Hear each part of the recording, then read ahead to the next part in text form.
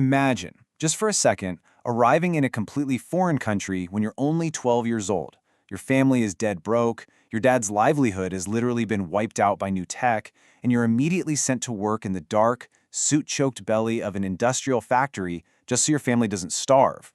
So how does someone in that exact position, a poor immigrant kid with barely a day of formal schooling, rise up to single-handedly build a modern industrial empire?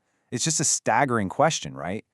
Now, what's really interesting about this slide is this profound contradiction we see right out of the gate. We're looking at a quote from a man who clawed his way to the absolute pinnacle of capitalist wealth.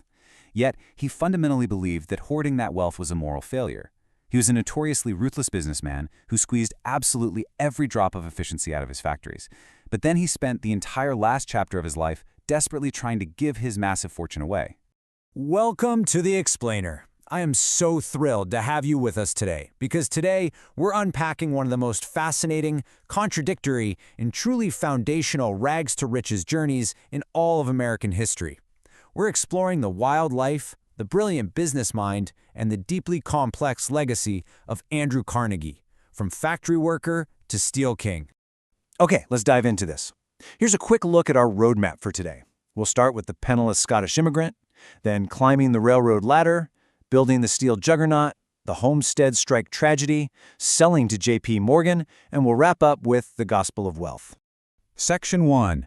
The penniless Scottish immigrant and his incredibly humble beginnings. Let's set the scene here, because the contrast between where the story starts and where it ends is just mind-blowing. Andrew Carnegie was born back in 1835 in Dunfermline, Scotland. His dad was a highly skilled hand-loom weaver. But by the 1840s, the Industrial Revolution brought steam-powered looms to town, which basically destroyed his father's craft overnight. Facing absolute poverty, the family packed up and immigrated to America in 1848. They landed in Allegheny, Pennsylvania, right next door to Pittsburgh. And you have to understand, Pittsburgh at this time was an environmental nightmare. It was this roaring, bustling industrial hub where the smoke covered absolutely everything. I mean, the soot would literally gather in your hair. And it was in this raw, incredibly dirty environment that young Andrew had to go to work.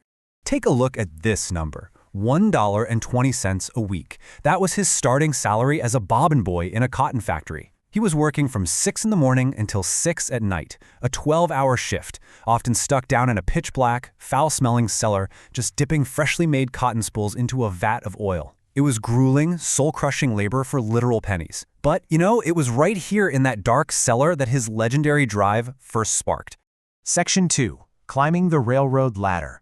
A relentless climb. This is where we really start to see that relentless work ethic pay off. Carnegie absolutely refused to stay in that cellar. He went out and got a job as a messenger boy for the local telegraph office. But he didn't just deliver messages like everyone else. He intentionally memorized Pittsburgh's entire street layout, plus the names of all the important business owners, just so he could be the fastest messenger in the whole city. He even taught himself to translate telegraph clicks by ear. No paper tape, just listening. This intense hustle caught the eye of Thomas A. Scott, who was a rising executive at the Pennsylvania Railroad. Scott hired young Carnegie as his personal telegrapher and secretary for $35 a month. Just like that, Carnegie was inside the engine room of America's booming transportation industry.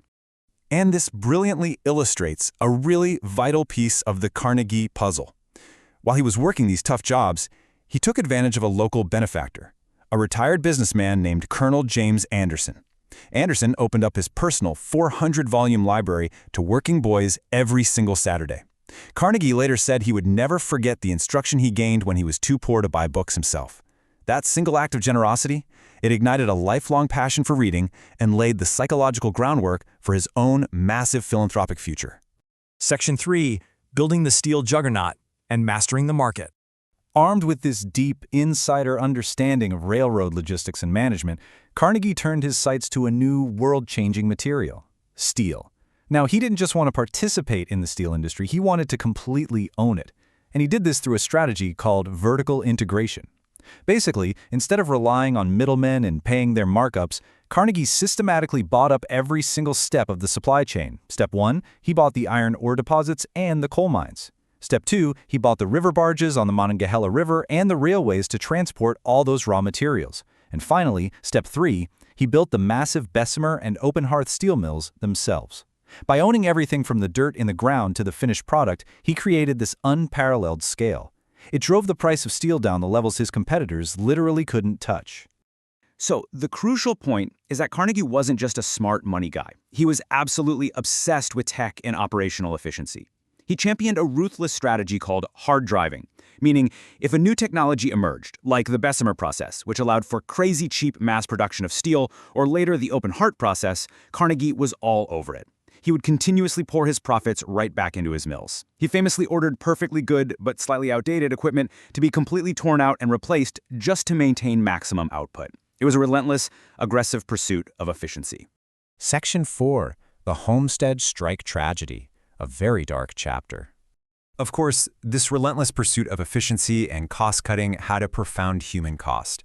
In 1892, at the Homestead Steel Works, that intense drive for lower costs violently collided with labor rights. Now, while Carnegie often preached publicly in favor of labor unions, his actions here, well, they definitely didn't match his rhetoric. As the mill expanded and mechanized, wages were slashed. Carnegie's hardline manager Henry Clay Frick locked out the union workers of the Amalgamated Association, and he hired armed Pinkerton detectives to secure the plant. What happened next was tragic. On July 6th, the Pinkertons attempted to land by barge, resulting in a fierce, deadly gun battle. There were casualties on both sides. Ultimately, the state militia had to intervene, the strike completely collapsed, and the union was crushed. It was a massive setback for organized labor, and it left a permanent dark stain on Carnegie's reputation. Let's move to and see how this builds into Section 5, selling to J.P. Morgan, a truly historic deal. By 1900, Carnegie Steel was an absolute juggernaut, producing more steel than the entire country of Great Britain. The legendary financier J.P. Morgan saw the immense value of this empire and wanted to consolidate the whole industry. So, in 1901, Carnegie literally just jotted down his asking price on a slip of paper. Morgan looked at it and accepted it without a moment's hesitation. The price? $480 million. In today's money, that number is almost unfathomable. When the deal was finalized, Morgan shook his hand and said, "Congratulations, Mr. Carnegie. You are now the richest man in the world." Section 6. The Gospel of Wealth and Carnegie's Sense of Philanthropic Duty. Carnegie had officially won the capitalist game. But for a guy with his specific background, accumulating all that money was only half the story. Remember, Carnegie grew up in a radical household. His father and uncle were Chartists. They were working-class activists back in Scotland fighting for voting rights and equality. That radical upbringing left a deep, lasting imprint on him. So much so that in 1889, he wrote a famous piece outlining his philosophy, known as the Gospel of Wealth. He firmly argued that the ultra-rich were basically just trustees of their wealth, and they had a strict moral duty to distribute it for the public good while they were still alive. He honestly believed that hoarding your wealth until you died was flat-out disgraceful. Just look at the numbers here. It's a dramatic comparison. He didn't just talk the talk. Of that staggering $480 million fortune, Carnegie gave away over $350 million before he died. Remembering how Colonel Anderson's private books had changed his life when he was a poor kid, he funded the construction of over 2,500 free public libraries all across the globe. He created pensions, established hero funds, and founded the Carnegie Institute of Technology to help develop the latent talent of future generations. He effectively spent his final 2 decades working just as hard to give away the empire he had so ruthlessly built. Which brings us to our final thought for this explainer. How on earth do we categorize Andrew Carnegie? Was he the ruthless robber baron who squeezed his workers and allowed the Homestead tragedy to unfold? Or was he the visionary patron saint of libraries who democratized access to knowledge and practically built the blueprint for modern philanthropy? Well, the truth is, he was inextricably both. His legacy is deeply contradictory, but absolutely essential to understanding how the modern world was built. I hope this explainer gave you a clearer picture of the man behind the steel. Keep questioning, keep learning, and thank you so much for exploring this with me.